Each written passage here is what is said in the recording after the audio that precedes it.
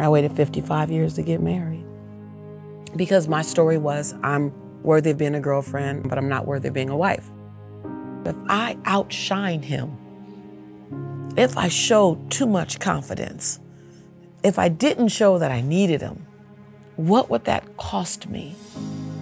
I didn't realize that staying will always, always cost you more than dealing with the fallout of choosing yourself.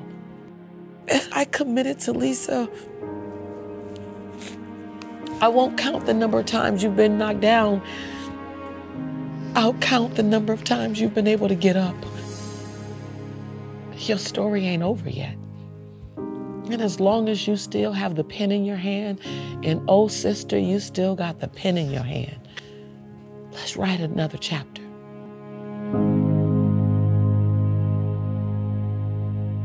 A lot of us women, I find, ignore our gut intuition.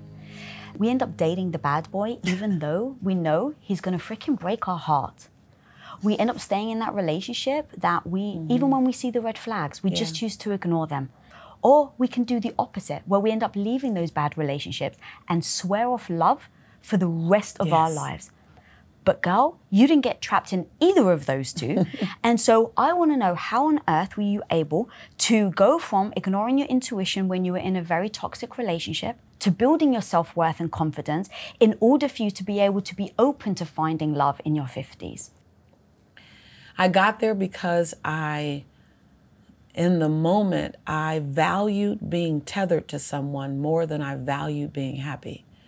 And I didn't think that being tethered to someone would compromise my happiness until it did.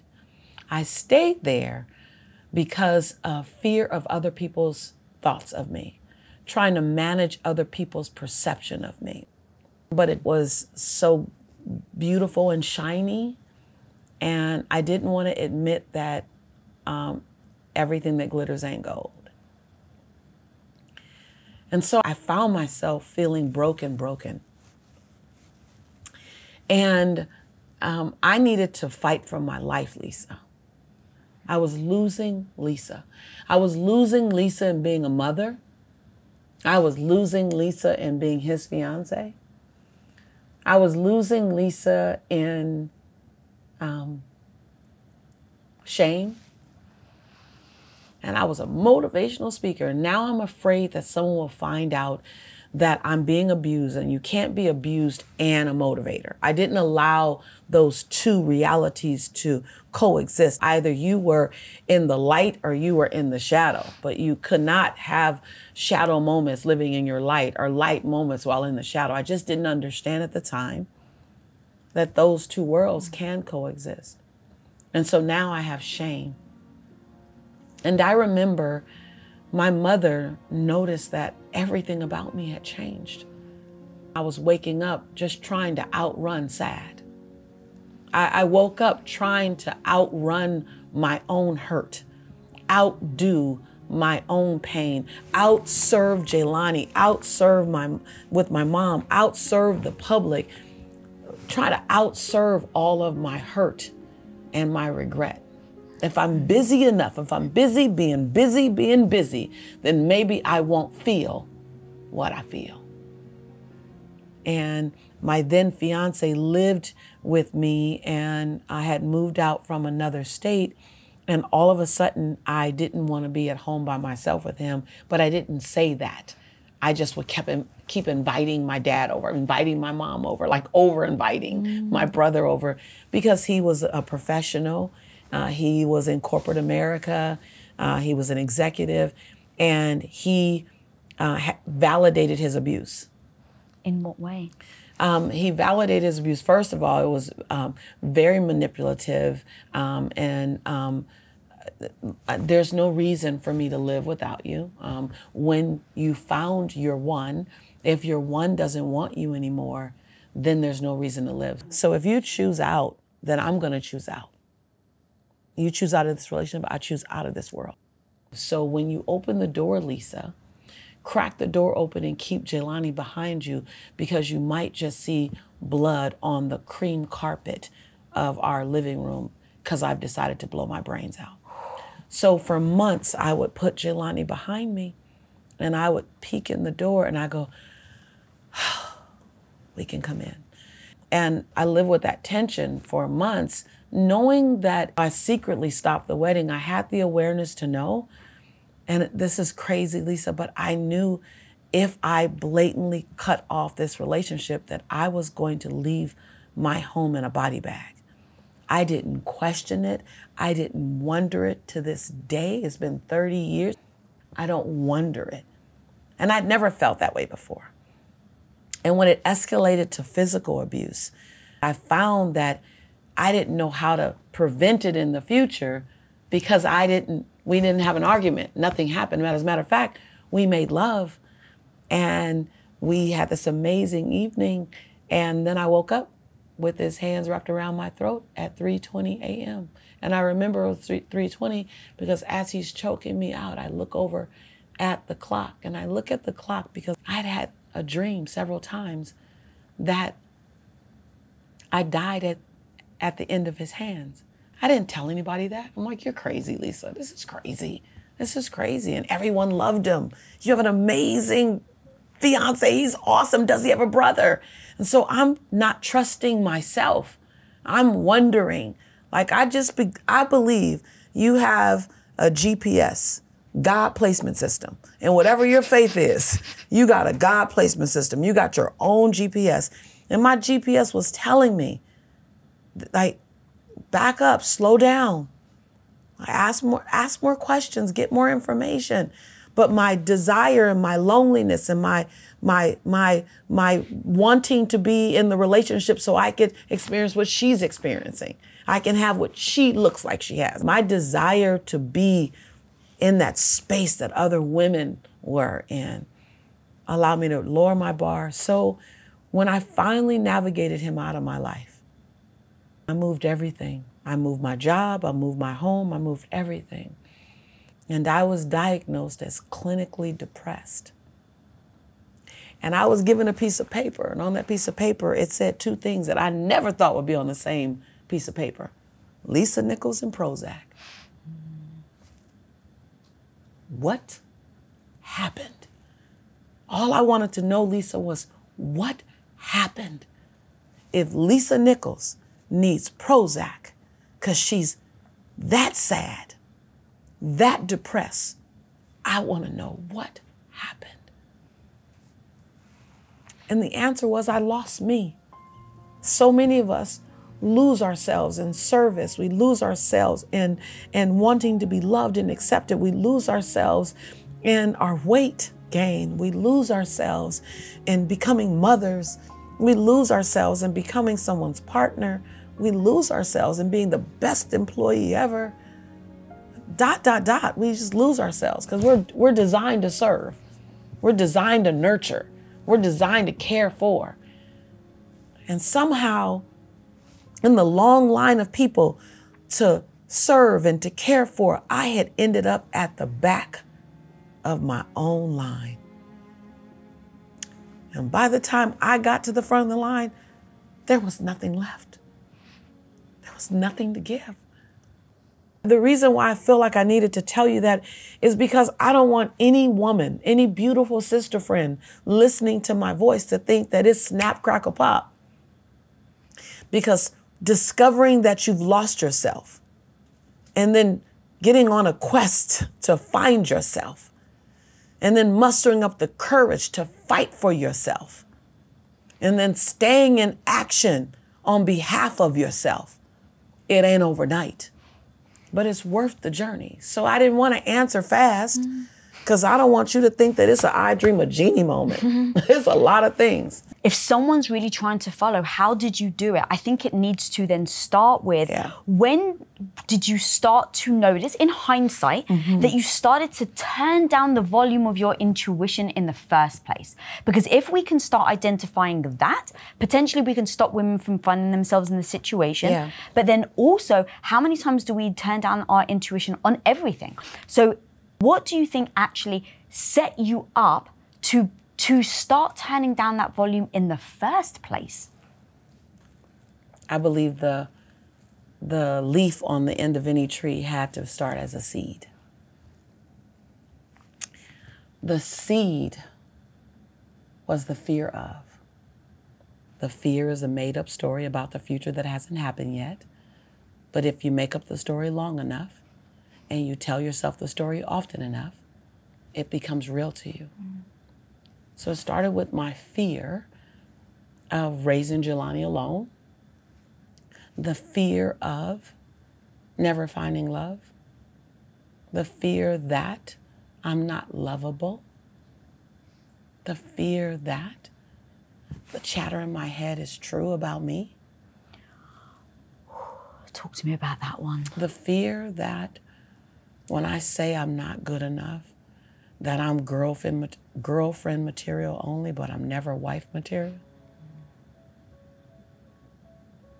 The fear that the chatter in my head that says no one wants a woman with this dark skin and these full lips and this kinky hair and these round hips is true. The fear that the chatter that I tell myself that I'm worthy of acquiring, but I'm not worthy of keeping is true. That the critic in my head is actually telling me the truth. That's where the compromise begins. For me. Looking at the television and not seeing anyone who looks like me that represents beauty at the time. I was too dark. The looking somewhere to see evidence and not seeing any evidence that someone who was my size, my complexion, came from my side of the train tracks, found happily ever after. That the story I was consuming, fed, digested, and believed was hope you get out okay. Hope you just hang in there. There was no abundance. There was, find the best version of struggle.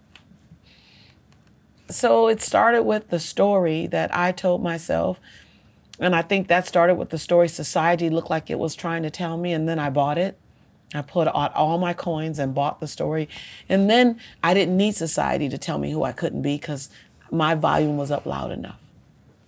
And then I got into the toxic relationship so that I can prove the lie that I was telling myself. So here I fed myself a story about, am I worthy of being chosen? Maybe not. And then I lowered my bar so that story wouldn't be true. And then I ran into all the chaos because I wasn't listening. I wasn't listening to my GPS that said, that didn't feel right. If he loved you, he wouldn't say that repeatedly. Love doesn't give ultimatums like that. Love doesn't squash your light. Love doesn't do that. I wouldn't have said, shh, intuition, I don't want to hear you because then I got to do something about it. Then I got to take action. Then I got to deal with the fallout. I thought staying in it would be easier than dealing with the fallout. I didn't realize that staying in a toxic relationship will always, always cost you more than dealing with the fallout of choosing yourself. I heard one of my students once say, when a window closes and a door opens, no one ever talks about the hallway. And the hallway is where we don't want to be. You've said it actually takes a lot of energy to shrink. It does. How much energy were you pouring into shrinking around him? A lot. But see, I didn't use my energy to shrink just when I met him. I had been shrinking before him because I would walk into a room and I would measure the room and look around the room to see if the room could handle all of me. And if the room didn't seem like they can handle all of my light, the light that I knew was in me, then I would turn down my dial so I can be accepted in that room. I think sometimes what I did is actually the opposite. I walk into a room and I'm like, I don't know if I can handle this room.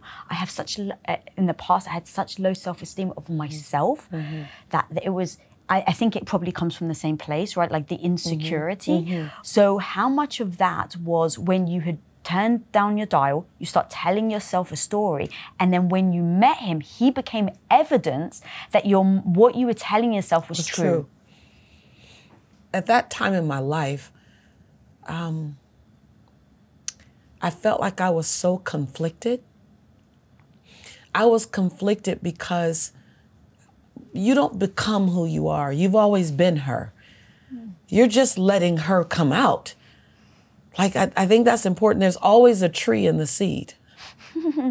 But I was trying to not let the seed grow because I didn't know what letting the seed grow would cost me. So being loved and accepted is my highest value. Like, if you ask me, I just want to be loved. I just want to be in loving friendships, loving relationships. I just want to love, like, just sit and rub me. I just want to be loved. And so anything that felt like it would cost me love or acceptance made me figure out, how can I manage it? How can I control that it doesn't cost me too much? It doesn't cost me connection. For me, it was measuring how much of me to show up and to shine. And then be wrapped in the fear of what happens if they see it. Because that could then spiral, and would that like end up triggering him in the relationship? Well, it cost me. If in my relationship, if I outshine him, if he understood my capacity, if I showed too much confidence, if I didn't show that I needed him, whatever it is, what would that cost me? What would it cost me? So I learned how to, instead of just showing up and shining, I would walk in the room and take the temperature and then adjust Lisa for the room, versus walking in the room and saying, actually, I'm thermostat. I'm not a thermometer. We all are thermostats. Here's my temperature, and let my temperature dance with yours. Coming up. I didn't want to numb the Lisa that I could become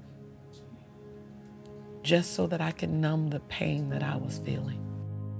All right, guys, we're going to get right back to the conversation with me and my girl, Lisa. But for a second, I just want to talk to you about something that is weighing on me and affecting so many women. Now, I don't know if you know, but there are chemicals in the things that we use that end up disrupting our hormones. And so once I found out, I ended up realizing that I had to change the cookware I was using, because it was also one of the places where I was accidentally getting chemicals into my body and disrupting my hormones. So I changed over to Caraway, guys. These pans are 100% chemical free, so that you can absolutely have faith and trust that when you come into the kitchen and you end up cooking your food, that you know it's not derailing your mission, your goals, and your confidence. And the holidays are closer than ever, so get their gift or yours in time, guys. Go and visit carawayhome.com/WOI to take advantage of this limited time offer, up to 20% off your next purchase. Again, that's carawayhome.com/WOI to get new kitchenware before the holidays. Caraway, non-toxic cookware made modern. Thank you so much for watching, guys. Let's now get back to the episode with me and Lisa. When I was diagnosed as clinically depressed, and I realized that I had lost myself, I went on a journey. It's like I was Dora the Explorer, put on a hat with the light on it. I was like, okay, it's time for you to find Lisa. Now, I'm not recommending this for anyone, but I asked my doctor, before I take those meds, may I try something for 30 days? Again, I'm not recommending anyone get off their meds. Yeah. I consulted with my medical physician, and she said, yes, you can try something else. And if nothing has changed, then I need you to jump right on it. I said, absolutely. And I went home, Lisa, and I stood in the mirror and I looked at myself and I said, you forgot who you are. You've lost yourself. It's time to put you at the front of your own line. So I look in the mirror at myself and I completed 3 sentences. The first sentence is, I'm proud that you. I found 7 different things to be proud of Lisa for. And Lisa, it was real small. Some days I just look in the mirror and go, Lisa, I'm proud that you got up this morning. I'm proud that you brushed your teeth. I'm proud that you dressed Jaylani. I'm proud that you got in the mirror to find things to be proud of. I'm proud that you took a shower. Mind you, I was in my darkest hours. So baby steps were big to me. And what gets celebrated gets repeated. So I wanted to celebrate the baby steps. The second sentence was the hardest one. And if you're going to do this, know that it's the time that you want to quit. And I'm going to say, don't quit, because that's when your bounce back muscle is being built. And we all got a bounce back muscle in us. Some muscles are strong and strengthened. Some muscles are in atrophy, but we all got the muscle. Just because you don't see your tricep don't mean you don't have a tricep. I'm just saying. The second sentence was, Lisa, I forgive you for. And in that, I began to cut the shackles to blame, shame, guilt, regret, and anger. And I forgave myself for stuff that I thought I'd never say, things that I promised I'd take to my grave. I went way back. I didn't just do things that were attached to him. I went back. Lisa, I forgive you for saying yes when you wanted and needed to say no. Lisa, I forgive you for lowering your bar. Lisa, I forgive you for feeling desperate and just calling it ready for a relationship. Lisa, I forgive you for gaining over 100 pounds. And I couldn't even understand myself, Lisa. It wasn't even audible. It was like, Lisa, I forgive you for, I mean, I was snotty nose, ugly cry. And you're actually saying then the words out loud. It's not in your head. The words have to be said out loud. You have to feel the energetic vibration of the words coming up through your throat. You have to feel the words filling up your cheek. You have to feel the words falling and passing your tongue. And then you have to hear the words landing back in your own ears. You have to do it. It is not just a mental mind, quiet meditation. It has to be disruptive. If you're doing it right, you go deep enough, you go far back enough on the things you don't even consciously know you're bringing forth. Because you've become successful and because you've been able to do some amazing things, we actually think it's not there anymore. And the reality is you can't outrun you. And so I wanted to go back and I wanted to address what got me here. So I had to apologize and I had to forgive myself for what the 16-year-old Lisa did.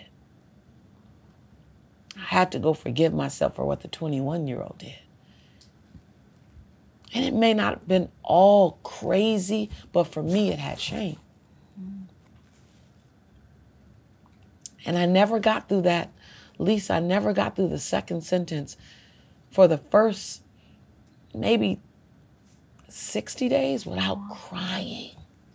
And then the last sentence is, Lisa, I commit to you that. Because I was masterful at making commitments to other people and keeping them. I just didn't keep the commitments that I made to myself. Again, are you at the end of your own line? I was at the end of my own line. So the last sentence was, Lisa, I commit to you that today your yes will be yes for you first. Lisa, I commit to you that you'll say yes when you need to say yes, but you'll say no when you deserve to say no. Lisa, I commit to you that tomorrow we'll get in the mirror again and do this again. Lisa, I commit to you that I'll stop saying so many negative things about you in your head. that no one else can hear but you. Lisa, I commit to you that I won't hold you hostage to your past decisions. Lisa, I commit to you to give you 1,000 second chances. And every time you get to 999, we'll press reset together. And I'll give you 1,000 more second chances.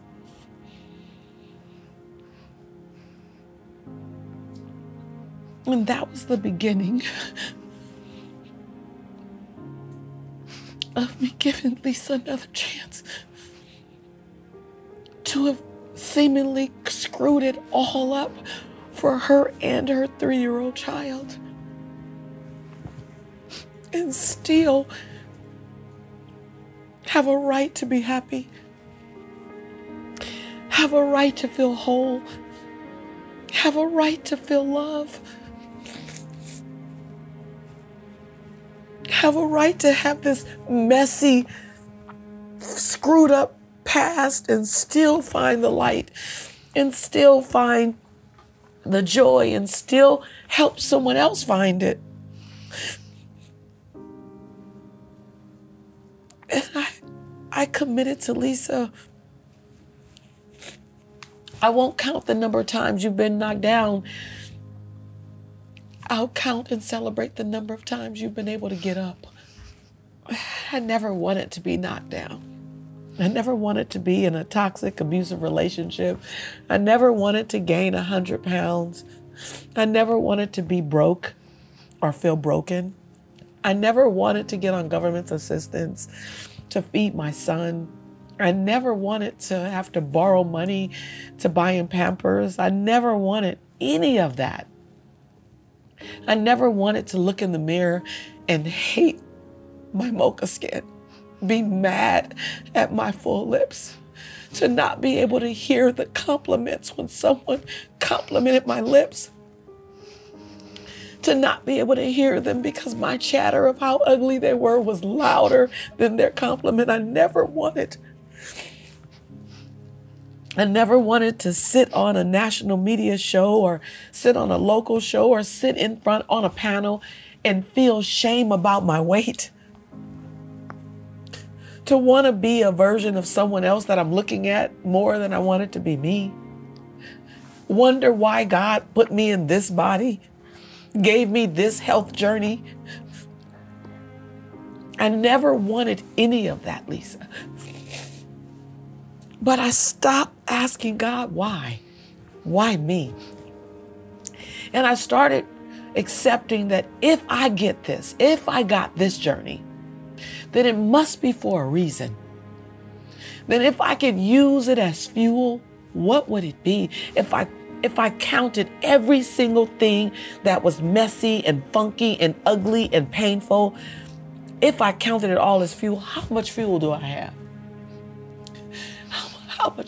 How much fuel do I have to help her? None.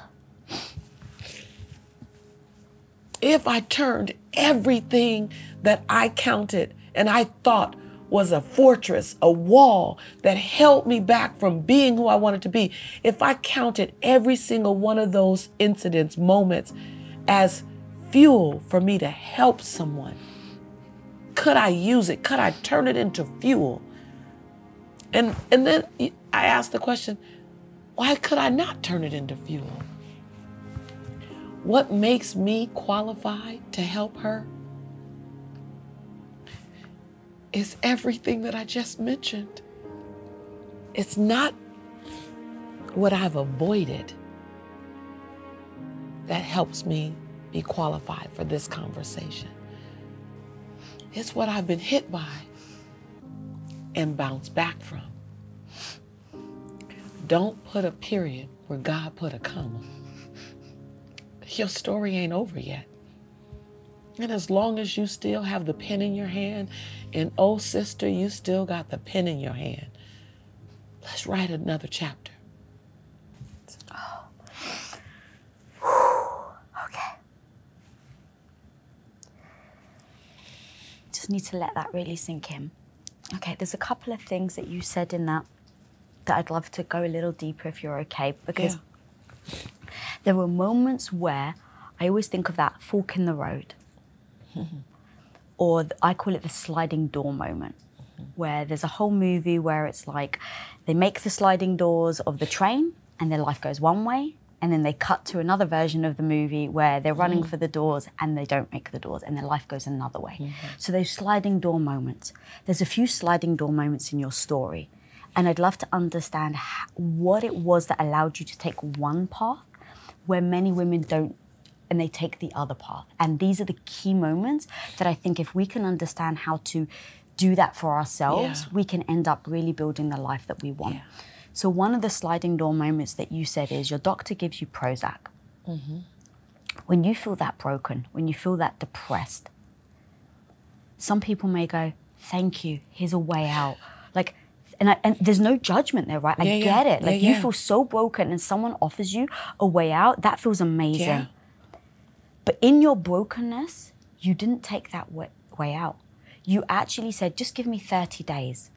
What was that, do you think, that forced you to say, I just want to try something else? I didn't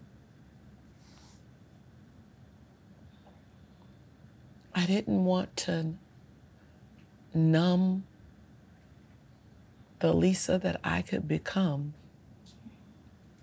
just so that I could numb the pain that I was feeling. Never said that before like that. So let me hear that and feel that in my own mouth. I was more afraid, for lack of better words, in a healthy way, of never seeing who I could become, never meeting her, never meeting my future me. I was more afraid of never meeting my future me than I was nervous of feeling how sad I was. It was more painful in the moment to feel the sadness.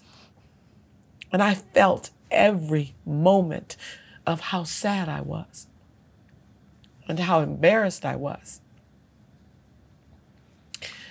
But I was more okay with feeling that than I was okay with never meeting the woman that I could become if I rose above this. So my choice, my fork in the road, my sliding door on the train was feel it now, and address it, because if you're this sad, it's because you've forgotten who you are and whose you are. If you're this sad, it's because you've forgotten your birthright, your natural birthright. If you're this sad, you forgot what you're made of. If you're this sad, you forgot how strong you can become.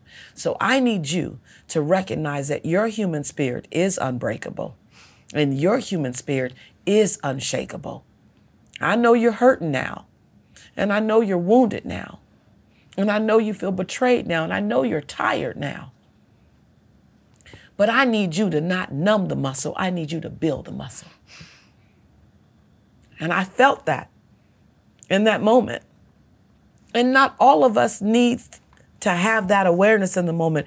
We just need someone to tell us, which is why I even started doing what I'm doing right now. Literally, if people ask me, I'm not one of those people, Lisa, who's decided one day, I want to motivate people. I want to inspire them. That wasn't me. That wasn't my journey to this couch.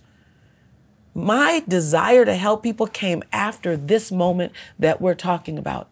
And I said, God, if I could get me up, would you allow me the honor of helping to get her up, just in case she doesn't have the capacity in her darkest hour to say what I just said and to do what I just did.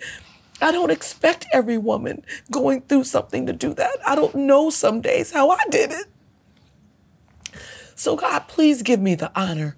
please bestow onto me the skill set and the awareness to go get my sister. That's how I ended up here. I just wanted to spend a lifetime going to get my sister. I want everyone to take that and just replay it whenever they're feeling that moment of helplessness or hopelessness. Yeah. That was so beautiful. The other sliding door moment that you were talking about is when you're doing those affirmations, you're doing those, asking yourself those questions in the mirror. When there's one thing to say out loud, and like you really choked me up when you said feeling it in your throat and then hearing the words. That's already freaking hard. Yeah. Jesus Christ.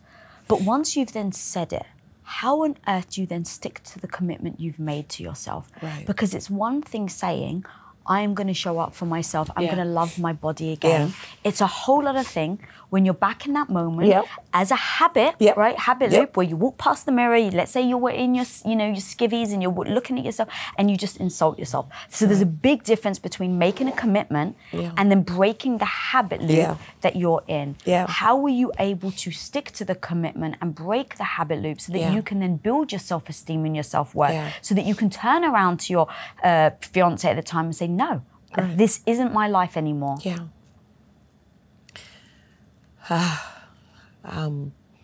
So for me, I need visual reminders of who I said I want to become. Because if it's all in my head, and I always say, please don't let me go in my head or stay in my head by myself. Right. My head is a dangerous place to be in by myself, alone. So number one, I'm an eclectic piece of work. People often ask me, who are your mentors? And I go, I'm an eclectic piece of work. I'm a mutt. I'm a mutt, and I'm okay with that. There wasn't one person. I would find people who were further than me in that area, and I would hold on tight. Because if I am a good teacher, it is because I am a phenomenal student. I know how to student. And it's probably because I'm functionally dyslexic.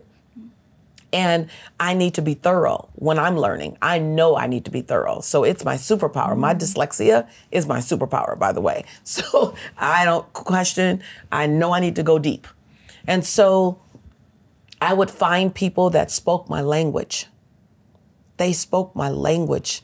They vibed my vibe. They energetically, like you and I, we just energetically jam, right? I found my humans. Most of them weren't celebrities. They weren't well known, but they were further than me in this particular area, whether it be in spiritual growth, whether it be in self-esteem and self-worth, whether it be in finances. And it wasn't the same person. Like I was down to have 5, 6 people in my life, and I'm like stalking them. They either knew about it or they didn't. And I would vie for proximity and to get near them so that I can be held accountable to the woman I was becoming. And I would say that word. I would say that sentence. Please hold me accountable to the woman I'm becoming, not to the woman that I am. And so I would find people that were further than me in that area and ask them to hold me accountable, safe accountability. Safe accountability, not shaming accountability, not blaming accountability, not embarrassment accountability, none of that accountability that doesn't feel good, but impossibility accountability, safe to the woman I'm becoming. And I just start tethering myself to people around me. I was like this little puppy to everybody that was a little further than me, because I was everybody's Girl Friday. I was their assistant. I would wake up every day and kill my she-go. That's our female ego, y'all. I would wake up every day and tell my ego, you can't come with me. You're gonna eliminate an opportunity for me. And then I would find people around me. So that was one. So accountability. The other thing I would do is I'd have visual reminders. I'm real big on list and visual. So when I was navigating out of my depression stage, I actually looked more crazy than I was when I was steeped in it, because I had Post-it notes everywhere in my house. So if you walked into my house, you wonder what was going on. Like, is Lisa losing her memory? Like, is she dealing with, like, you would think I was dealing with some condition, because Lisa, I had Post-it notes everywhere, but on the bathroom mirror were all the Post-it notes about you don't look like the supermodel, but she doesn't get to look like you. That was one. The other one was God created you with a unique, unrepeatable beauty.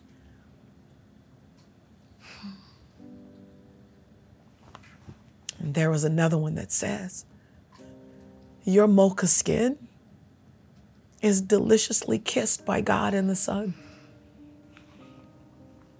And another one said, your kinky coils hold energy, spirituality, and your curl has to be as tight as it is. Like I talked about everything I judged. On my bedpost in my bedroom, it says, you deserve healthy love. Next Post-it note on my bedpost says, only individuals that honor your existence are allowed in this room. On the bed, like I had all these Post-it notes on the bedpost. And on the back of the front door, it said, the world is ready for you and you're ready for the world. On the back of the front door, it said your voice deserves to be heard in your unique way. So everywhere relevant, on the refrigerator door, it says this, your body is your temple. Another post on the door says your body will help you live out the calling on your life. Get it right. Get it right, because I was 100 pounds overweight. So everything wasn't rah-rah. Some were charges. They were charges to me, like, get it right. Like, and another post is, you are a well-oiled machine with layers of unhealthy habits on you. Get it right. And then because I'm stubborn and because I'm like a flexor, like I'm that girl, like Lisa Nichols from South Central ain't ever left me. Ain't ever left me. Don't get it twisted. Like, hello, are we going to the boardroom or the alley? Like, I'm cool either way. You can handle yourself. I can handle either way. We good. Where are we going? So because I know that, I'll resist someone pushing me or judging me. And so I would always say, I invite you, Lisa, to also know how to talk to yourself. Know what how you can serve me 2 conversations. I'm going to ask you, did you serve me on a trash can top or sterling silver? And I need to know my sterling silver. I need to know what I vibrationally respond to. I don't respond to should, would. I don't respond to make wrong. I don't respond to you got to. You can't tell me what I got to do. Like, I'm a born leader and a flexor, and I'm resistant, and I'm a Taurus the bull, and I'm a, so I know me. So even talking to myself, I go, Lisa, I invite you to take the layers of shame off your body. Lisa, I invite you to recognize that you are an athlete. I had to do this whole conversation with myself around my health and wellness. Lisa, I invite you to stop hating the body that got you here. Lisa, I invite you to stop being ashamed of the breast that fed your son. Coming up. Lowering my bar over and over and over again. Trying to rescue him, help him while I'm hurting myself. 1,000 times swallowing my truth. If you're a content creator like me, then you know how much time and energy and love goes into each episode, interview, and long-form video that you're making. But let's actually be real, homie. Editing and clipping those videos for social media can really suck up so much of your precious time and actually take you away from your business. Now that's why you've got to check out Opus Clip. Opus Clip actually streamlines your video clip content creation by turning your long-form videos into short, social media-ready clips automatically. Now I know you may be actually skeptical because I really was too, but we actually use it here at Women of Impact and Impact Theory to clip amazing and powerful moments from the show that save us hours of our time every single day. Now trust me, homie, you've just got to try Clip Anything by Opus Clip for yourself and see how easy it is to use. You can try it for the next few weeks for absolutely free when you click the link in the show notes. So first of all, I love the words invite. Right. Like they're so specific. And as you were saying it, I was like, it's like saying, you may not think this is possible, but the invite shows that it is. But you have to do the work. You have to show up. How were you then able to start loving your body after you had shamed it so much? After, I mean, and I don't know how much your ex was insulting your looks and your body. I'm really just speaking for myself. I was dating this guy when I was 16 before I met Tom, and I started putting on weight. And of course he pinches my waist and he's like, you better not get fat. From that day, I started counting calories. And it took me 15 years to accept my body and the way that I look. Talk to me about how you started to accept your body. I called it my health hell privately. No one knew. And you have to know the reason why it was, as because I swam competition. I was a city champion in synchronized swimming. This is when you were younger? Yeah. And I was a state champion in the 330 low hurdles. And I held the record at my high school for 18 years. Wow. And I was considered one of the 50 fastest women, young ladies, teenagers in Los Angeles. Therefore, I was selected to work at the 1984 Olympics. Whoa. And I got to tell you all this. I'm not bragging, but I'm telling you this because this is the reason I had so much shame. Yeah. And I had the honor of working on the track with the world record Olympians, the Valerie Briscoe Hooks, the Flojo, the Evelyn Ashford, the Mary Decker Tab, all of the gold medalists, the silver, the bronze, I was right there with them, selected to, when they took their clothes off at the Olympics and they put their sweats in this basket. I was the basket girl. I was the basket girl. And only one person got to go in the tunnel after the race, after they won the gold medal. Only one person, not their coach, not their family, one person, the basket girl. And I was able to see these Olympians, gold medal winners, and just phenomenal athletes console each other, nurture each other, celebrate one another, watch massive defeat. I just believe that God had given me this lens of the best of the best of the best. And I don't know how I fast forward 15 years and I'm 100 pounds overweight. I don't know when it happened. I don't know how it occurred. I just had morphed into an unrecognizable version of myself. I don't know, Lisa, if it had happened from shame or being shamed. I don't know. It feels like a blur. Only thing I could say is I cared so much more for other people. And I didn't put Lisa on the back burner. I freaking put Lisa on another stove, in another kitchen, in another house. I couldn't even see what I needed. But boy, I could take care of you. I mastered caregiving. I mastered making you feel whole and complete and valued and loved.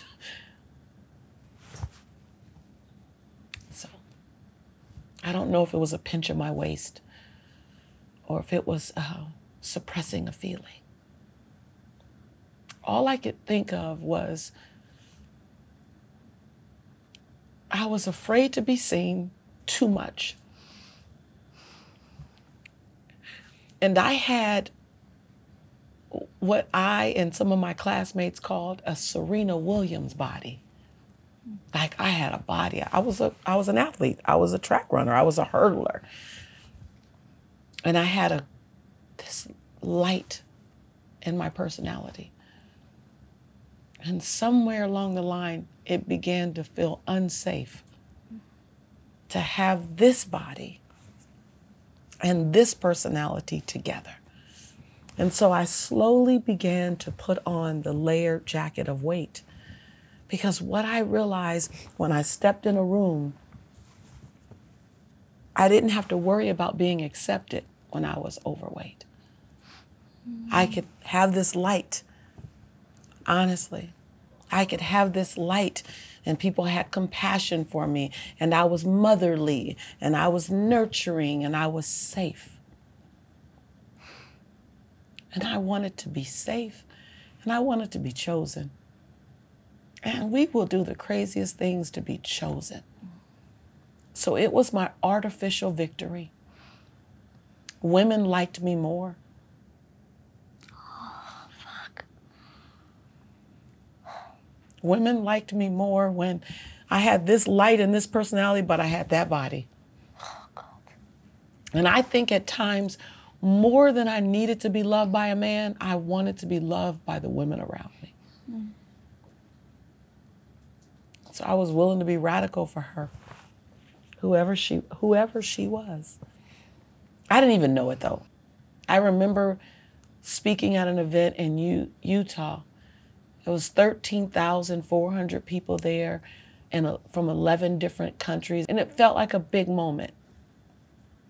And I went upstairs and my assistant at the time said, "Your doctor needs to talk to you now. She wants you to get on Zoom." And I knew I had just taken all these blood panels and I'd taken the iridologist test, I'd taken the stool test, I'd taken the saliva test to understand why am I getting so big. At the time I was 224 pounds and my doctor said it felt like time had stopped. I had just come from a height of heights downstairs at the hotel. And she said, "Miss Nichols, you're no longer obese. You're now morbidly obese. And it's not a matter of if you will have a heart attack. It's a matter of will you be on stage when you have it? Will you be on a plane when you have it? Will you be in a hotel room? Or will you be at home with Jelani?" She said, I know I'm speaking very direct to you, and I know this is very disturbing, but I think I have to do it this way because I've sat in your audience before. And I didn't know she had been in my audience. She said, "You inspired me to keep going for my medical degree." She said, "And if we lose you, we've lost too much. And so you need a radical intervention."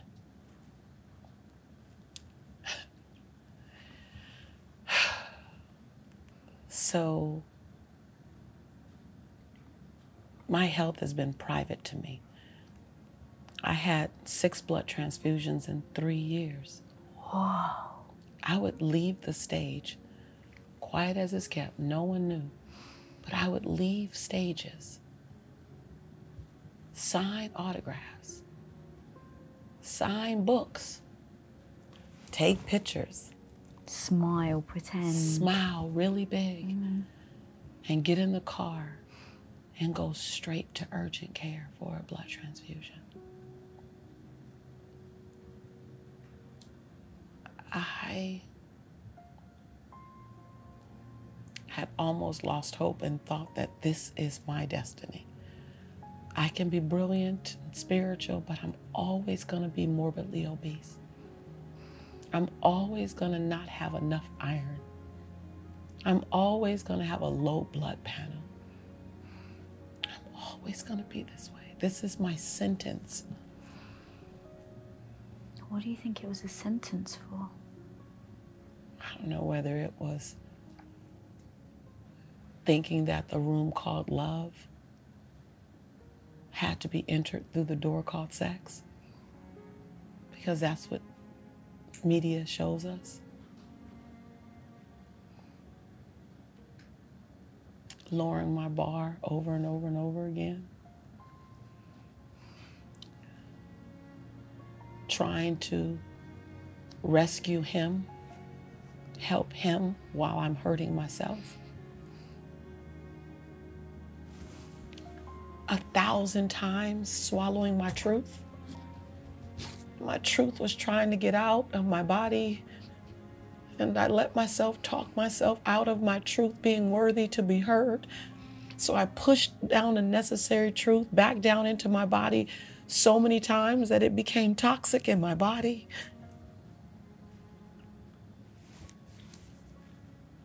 How then did you not lose hope? Because you said, I almost lost hope. And that's another sliding door moment where I think some people then just go, I'm hopeless, I'm helpless. How did you not, and how did you then make sure that sentencing actually wasn't true? I think the most expensive thing you could do is lose hope. Losing hope will cost you far, far more than what it will ever cost you to keep fighting for possibility. I have this sign in my bathroom that says, I trust the next chapter of my life because I know who the author is. I didn't create it. That's so good. It made me have chills when I saw it. Because the hope, how did I have hope to change? How did I have hope to get in the mirror and talk Lisa off the depression ledge? How did I have hope to go and do what's necessary? And I needed medical interventions. I needed help for my health journey. How did I have enough hope to make the call? How did I have enough hope to read the same book for 6 months because of my dyslexia until I understood what the book was saying? It don't come easy to some of us, but it doesn't mean it's not ours to have. Because it ain't easy for you does not mean it's not your birthright to have. Like, I kept saying, hold on. What's my birthright? Hold on. What's my birthright? And I got a right to make the dash between my birthday and my transition day. I got a right to make it mean something. I got a right to get up 1,000 times and try again. I got a right to trust my bounce back muscle. That's my right. I got a right to make my mess my message.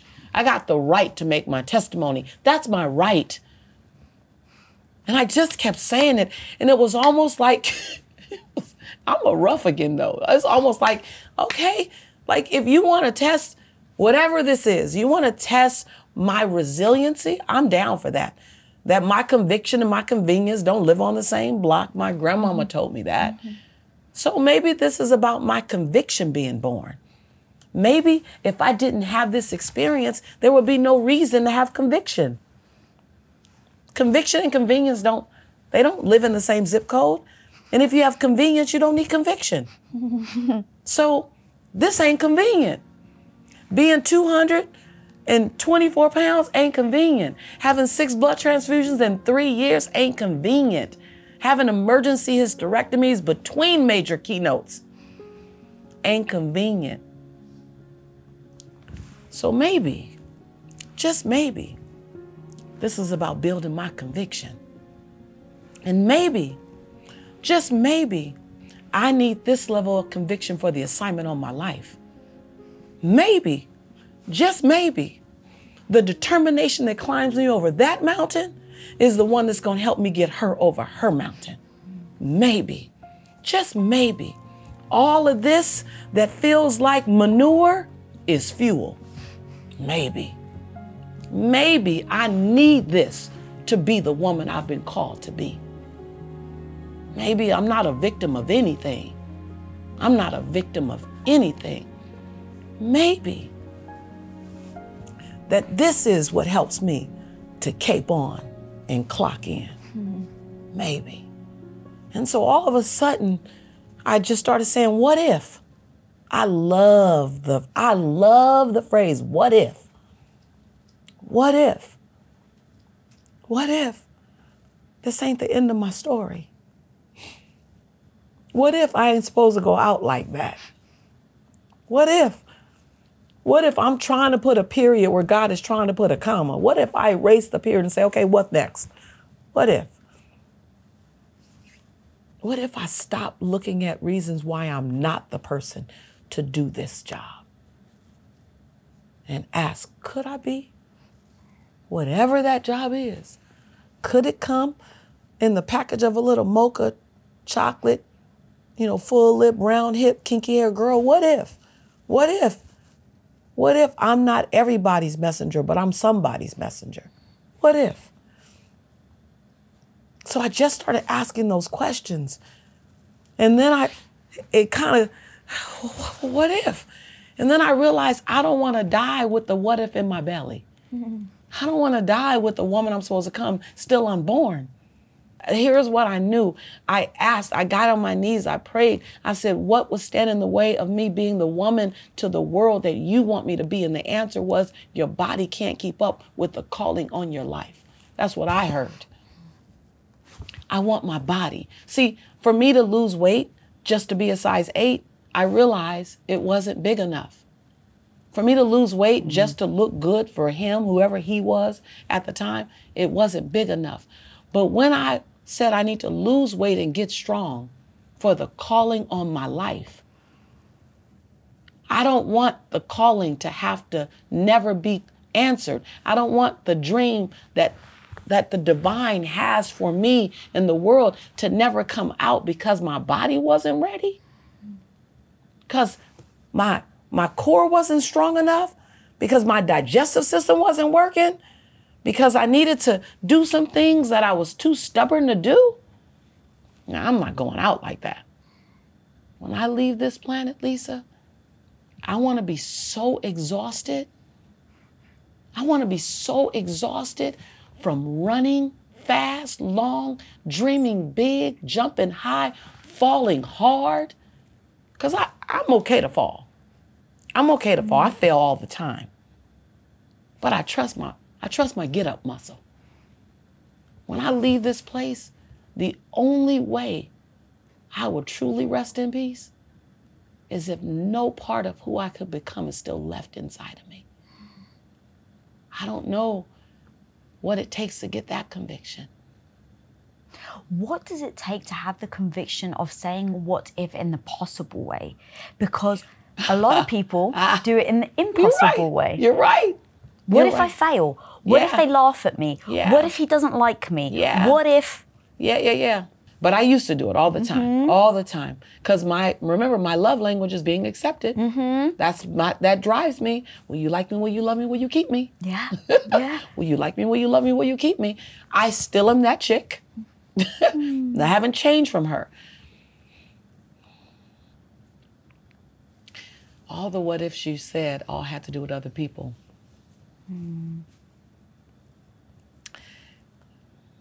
This is a journey. It'll sound like one sentence, but it's a journey, and you get to start it today.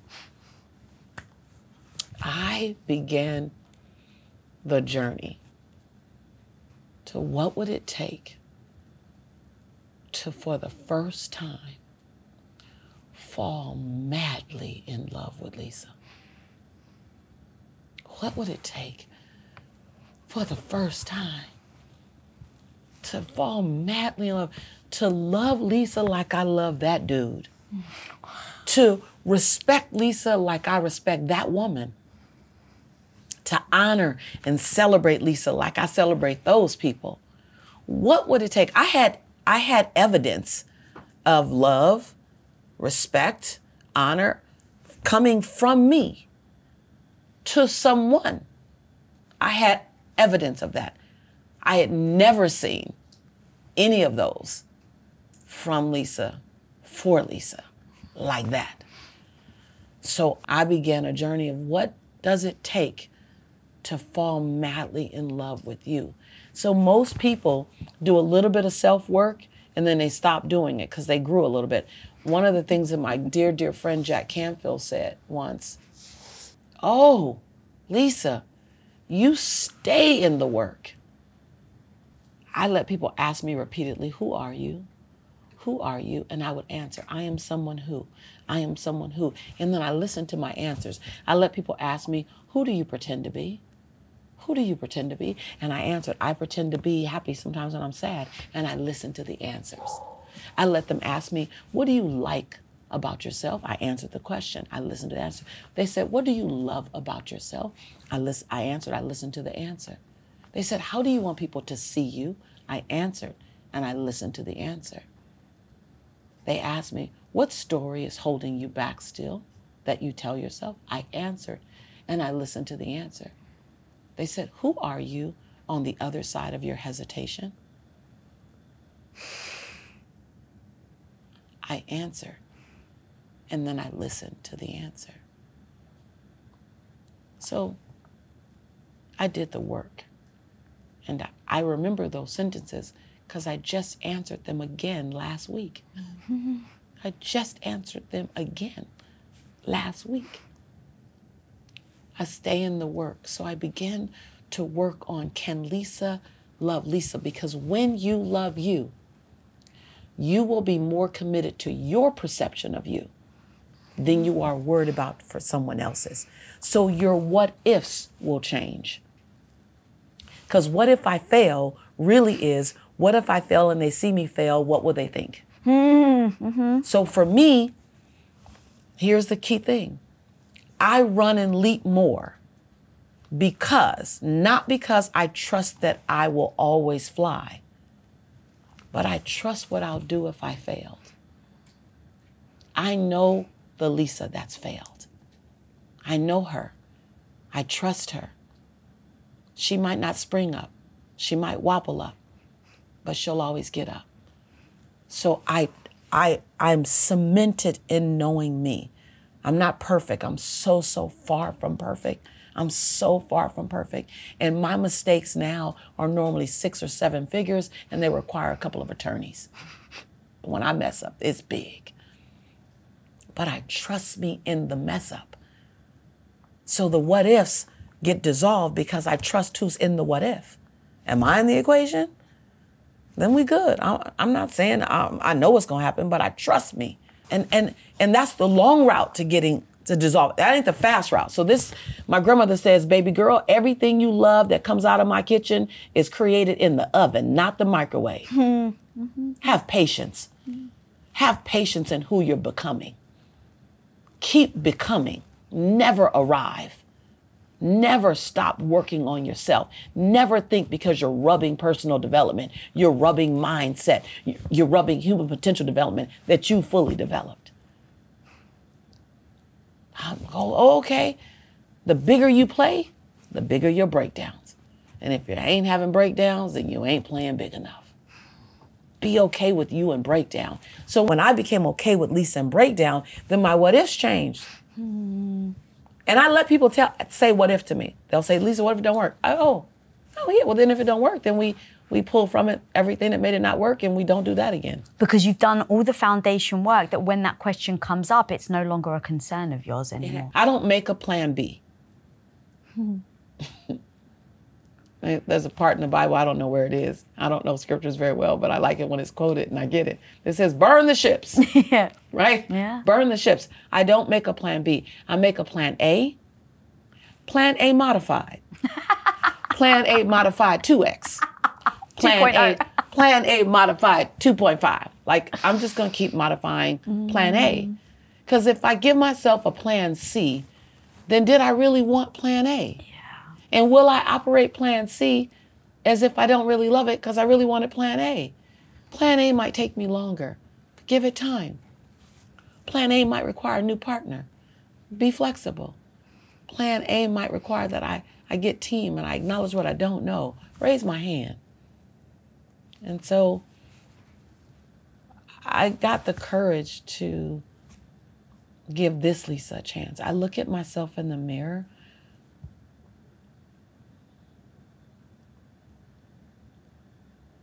and I'm still blown away. I stop myself still from judging myself. I look at my husband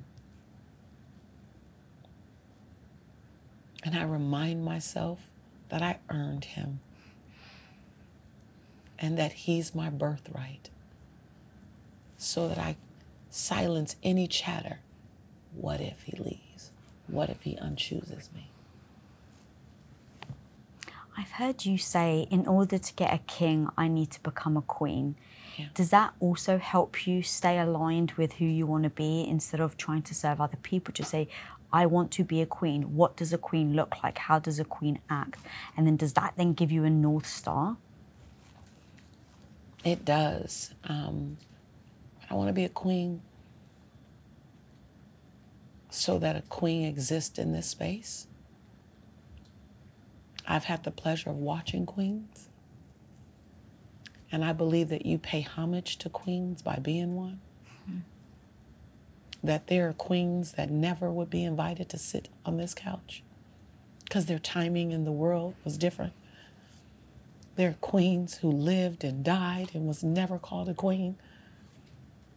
There are queens who cleaned floors and cooked for other people, picked cotton and died alone. And I believe that me owning my queendom honors theirs. Mm. And I'm not a religious person, but I do know that we are called with a DNA assignment. Mm. And it will morph and change through our lifetime. And I want to lean into it. I want to say, pick me, I'll do it. What assignment do you have on my life? I'll do it. I'll do it. Trust me with such assignment. Trust me to cross cultural lines and create healing across cultural lines. Trust me to help create healing and connection across social economic lines, across gender lines, across religious lines. Trust me with that assignment. Trust me to lead the charge of developing your bounce back muscle. Trust me. Whatever trust me with it. Trust me to show you can build something from nothing, that the unfathomable is possible. Trust me with that assignment. I've got a question for you then. We started with you were the woman that was shrinking, that didn't know if a room could handle her, that would lower the bar over and over again just to be liked, to now where you're putting your hand up and you're saying, trust me. That is an incredible transformation that you've beautifully broken down today. There's one more piece though. When you build yourself, when you have done all the work and you start to believe in yourself, that doesn't mean that you're invincible. That doesn't mean that there aren't going to be days where you're totally broken. But as a woman, when you start to seem confident to people, everyone thinks that you're impenetrable, that you're the freaking boss lady and you never have a down day. But we have a common friend and she's told me about diva down, where when you're, as a woman who's busted her freaking ass, even we have moments when we're down. So how do you handle your down moments, even when you've just put your hand up and said, trust me? What do? How do you get back up after that diva down moment? And is it actually harder that now that you've built your self-esteem? Mm-hmm. Diva down. Diva down is an indicator when a super sister soldier has gone down. And when life has, gut punched us and we are trying to catch our air. And when we say diva down, it's a flag in the air for another diva, another super sister soldier. To many times, I won't come out of my cave. I'm a cave girl. Mm.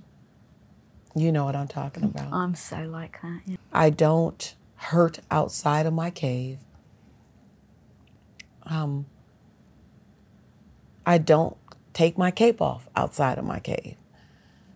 Because it's my belief system, right or wrong, that there are many people in my life that I serve that if they saw me too broken, it might cause them to lose too much hope.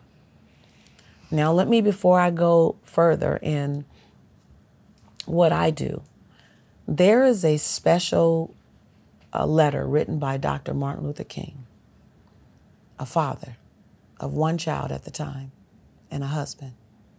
And in this letter, he says, God, I'm afraid. I'm scared and I want to quit. He said, but I'm afraid if I stop, others will lose hope. He said, I'm paraphrasing this. He says, I don't want my wife to get hurt. And I want to be around for my daughter. At the time, he only had one child. So he was scared for a while. Yeah. He said, I don't know what to do. Show me how to get out of this quietly.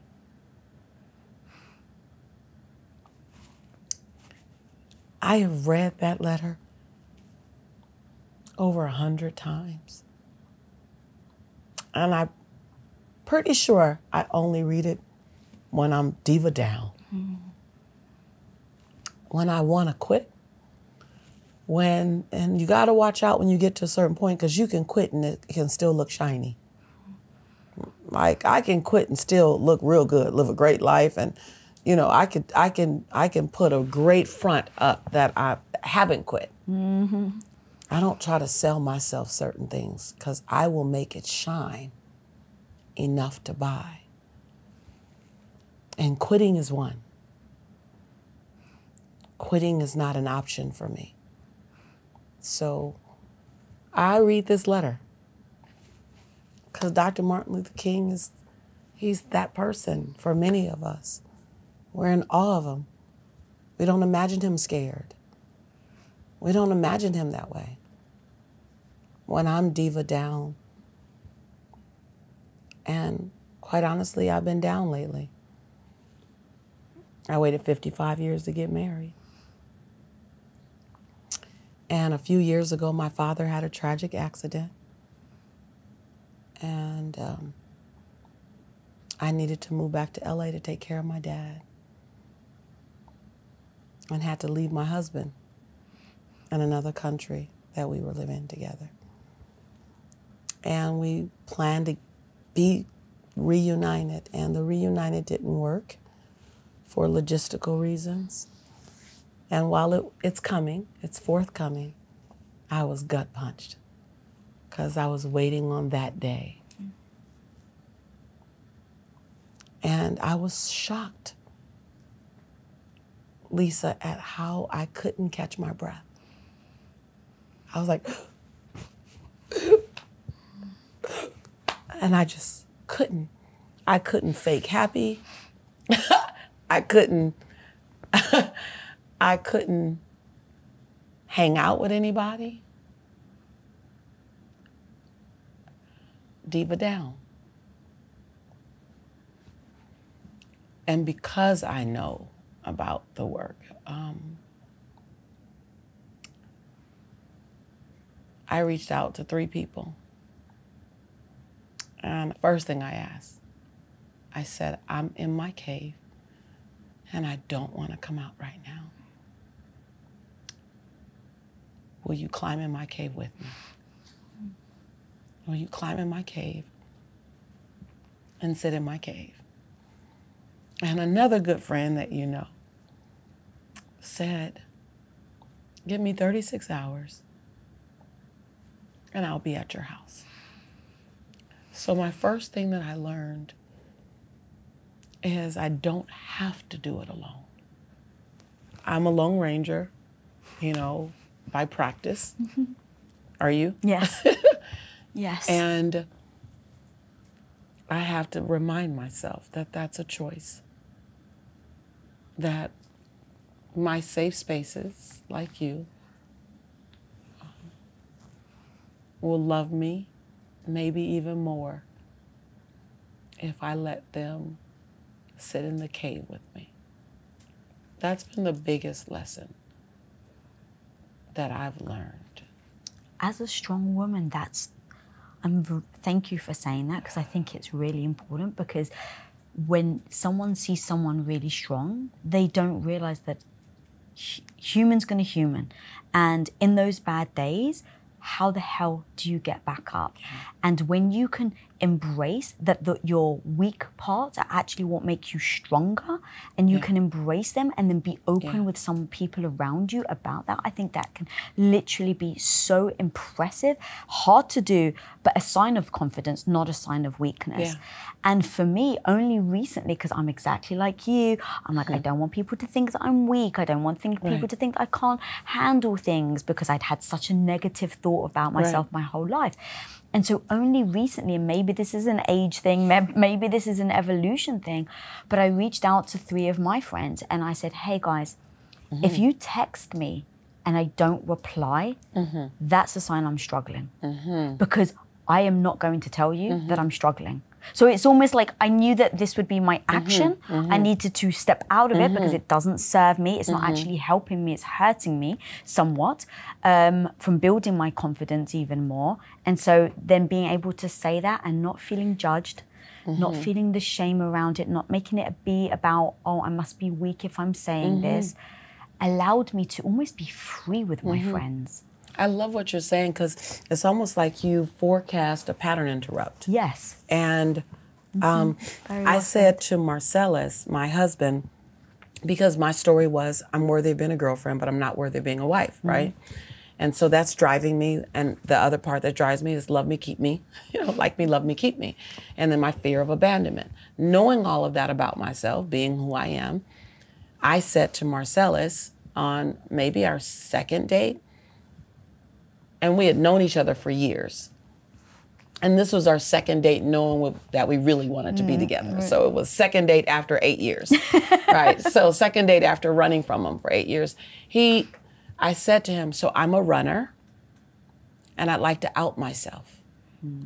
When it gets hard and I feel like you may not fight for us, I'll run so that we end on my terms. And he kind of looked at me. I said, here's what I need you to know. I don't ever want to be out of this relationship. No matter what I tell you, don't listen to all the sexy transformational language. It's BS. I want this. And if I am alluding to not wanting this, it's because I don't know how to fight for this when it requires fighting for. And wow, I needed that 3 years later. We're deep in a relationship, we're engaged, and we run into bumps in the road, and I was like, that's fine. You know, you do you, and I'm gonna go stay at Bahamar. I'm in the Bahamas at the time. So I'm like, I packed my little, my overnight bag. I said, we'll figure this out another day. Today, I'm gonna go to Bahamar, which I didn't leave the relationship, but I left the relationship. And he called me. And he said, is this when we fight? Is this when I fight for us? I go, yeah. Will you come to Bahamar for dinner? And so learning how to understand the pattern of who I've always been and pattern interrupt that. That's what I do now. I know her, I know me, I'm developed enough. So what do I do that doesn't serve me, that I can call myself out on? Ask a safe friend to call me out on in a loving, safe, accountable way. What can I do? And so that's what I do now. I raise my hand. I recognize that help does not mean helpless. And again, doing the work on you, doing the work on me. And so when I look at the toxic relationships, when I dissolved the toxic relationship that I had with myself, then I required all other relationships to be healthy. I didn't require all other toxic relationships to end. That's stopping something that doesn't feel good. When I dissolved the toxic relationship with myself and put in place a healthy one, I required every other relationship with me to match the relationship I had with myself. So if you want healthy relationships around you, then let's get the relationship that you have with yourself healthy, holistically, like deeply, not surface. Let's not snorkel in healthy. Let's scuba dive in healthy. Come on. When that began to happen, then I invited in only healthy relationships. And if a relationship felt off, and it was funny, I can tell when it was happening because my cousin I would hear her talking about things that were happening in our family that was messy or wasn't feeling good. And I'd say, why don't I know about that? And I'm feeling left out. She goes, we know you ain't got time for that. And I go, oh.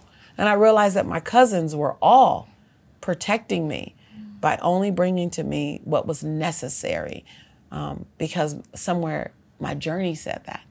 And so I believe that we can shift. You know, they talk about every 7 years, you got all these, like your reset. I'm not saying don't wait 7 years. Spend the next 7 days, spend the next 7 weeks, spend the next 7 months deeply transforming you. And don't try to transform anybody else. People don't want to be changed unless they sign up for it. People didn't ask you to rescue them. Like, I only speak into listening ears. That was another thing. I honored people by giving them what they asked for, not what I thought they needed. About 9 years ago now, I was completely insecure, and I helped my husband build a company. And I'm sitting in the audience and he's interviewing this woman, and I have no idea who she is. But goddamn, she starts speaking and everyone is in tears. And that woman is called Lisa Nichols.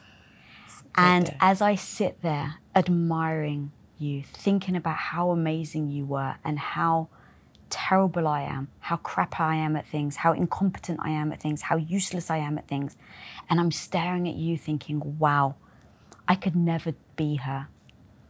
As I'm thinking that, and it's spinning in my head, I could never be her, I couldn't even touch where she is, you said the words that shook me to my core and changed the person that I am. And you said, don't make me extraordinary to let yourself off the hook. Right now, some people may be looking at you like you're extraordinary. And that, as a result, will get them off the hook from changing their lives. What do you have to say to them right now? Before I say that to them, look at the woman that was already in you, the seed, the tree, the forest that was in you. Like, nothing was created. I just came and watered the seed. And you let that water in. Those words were water. The seed was still the seed. The woman ready for this couch, ready for this conversation, was sitting in that audience 9 years ago. And I appreciate that. People used to tell me how great I was, and I couldn't let it in. You're an amazing speaker. I couldn't let it in. I would say thank you to deflect. I would say thank you to deflect. Let's move on to something that's more believable.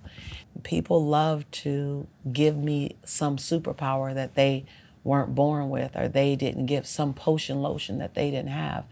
And so they don't have to be the greatest version of themselves because they didn't get the potion lotion. And when you find out there is no potion lotion, there is no sprinkle fairy dust, there is no magic wand, there's nothing like that, then you go, well, what happened? I'm an ordinary woman. I'm an ordinary woman. But here's the difference. I'm an ordinary woman who chooses to make one more extraordinary decision. And when I make enough extraordinary decisions, I then create an extraordinary experience. When I have enough extraordinary experiences, mind you, it was all born out of ordinary.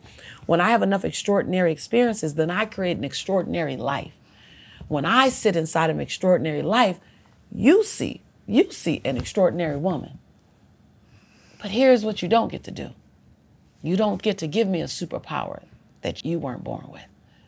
The superpower of decision, the superpower of choice, the superpower of resiliency, determination, the superpower of get up one more time. My path is different, but it doesn't mean the birthright isn't yours. See, you're looking at the circumstances to give you permission to have extraordinary. I'm not looking at the circumstances. I'm not looking at the color of my skin, where I was born. I'm not looking at my academic level. I'm not looking at any of that to qualify me for extraordinary lifestyle. I am worthy of an extraordinary lifestyle. Now, fill in the blank on everything I got to do to get there. So make the statement first, make the declaration first, live in the knowing first, and then reverse engineer so everything has to feed into what you already know. You're looking for evidence on who you can be in the world. I'm saying this is who I am in the world. Let me look for evidence that confirms that. A different approach. Most people are looking for evidence to prove to them that that they deserve something better than what they have. You're saying, no. Let me tell you what's my birthright. Now, I don't know how to get it. I don't know exactly how. I don't know exactly who I'm gonna get it with. I know for a fact I don't know enough today to get it. I know for a fact that the woman I am today can't get that. I must become someone else. I must become something else. When I say someone else, I must learn more. I must become more conditioned. I must become more spiritual, something. There's not enough in me today to get that. But everything I need is my birthright. And that's my birthright. And I want that enough or I'm going to get it. So when you do that, you don't wonder what's around the mountain. You don't say what if.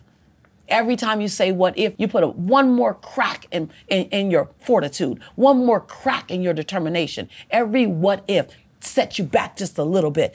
I don't ask what if. I tell the what if, watch out. I'm coming for you. So now the mountain doesn't intimidate you. And if I got to climb it and it takes me twice as long, I'm okay with that. I'm going to do my squats. I'm going to do my lunges. I'm going to build my glutes. I'm not going to say it's hard. When people come to me for coaching and then they say, "What, Lisa, how do I get to this?" And I tell them, and the first thing they say is, "Oh, that's hard." Oh, I'm sorry. You wanted the easy route.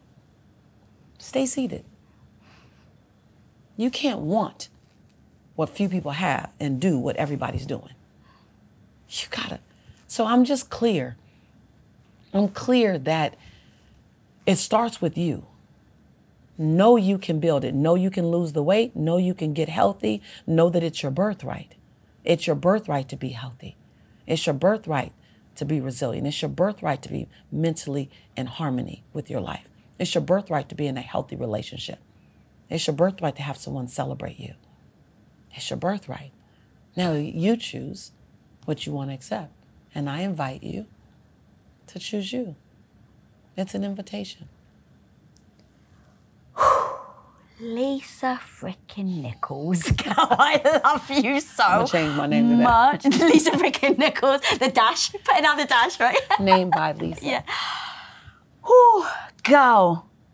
So where can people find you? Where can people follow you? What are you up to? Yeah. And where can people show their appreciation for everything that you do? I'm in this Dream Big, Play Bolder season of my life, hence the Broadway play, because that's a bold move for me. So I'd love for people to be able to rate their play of boldness.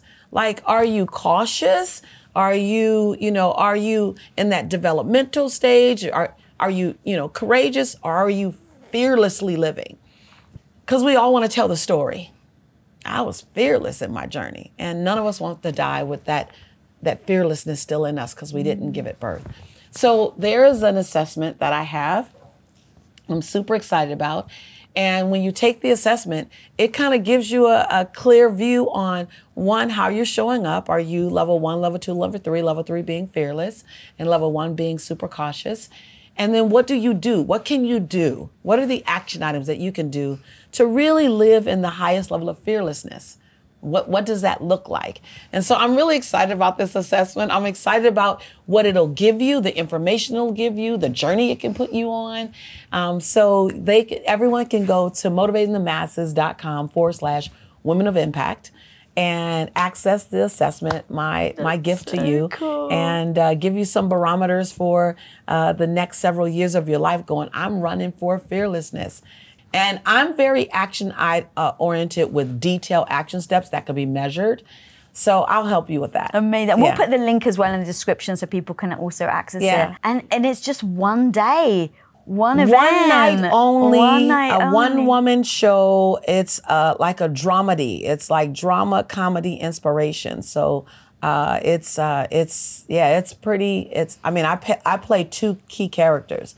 I play Lisa Nichols and I play Shady Sadie. And that's your alter ego? Yeah, that's the inner like bully. She's a mean girl. So I actually bring her to life. And then I play other characters that are supporting characters, my son, my husband. And I'm excited because it's also we're shooting it for live stream, so for streaming. So that's amazing. Our intention is that, and we are being courted for it to get to streaming on the other side. So it is the first time that transformation at this meets entertainment at this level. So it's a new industry that I trademarked 10 years ago called Transportainment, and it really is true entertainment wrapping transformation, so that you get both, but you get a lot of both, so that we get the masses. If you feel like it's too late to find love, then my homie, that isn't true. Click on this video right now and hear why. Often when we're single, we have a voice in our head that make us feel like maybe you're never going to find anybody better than the person that you're with or the person that you last dated.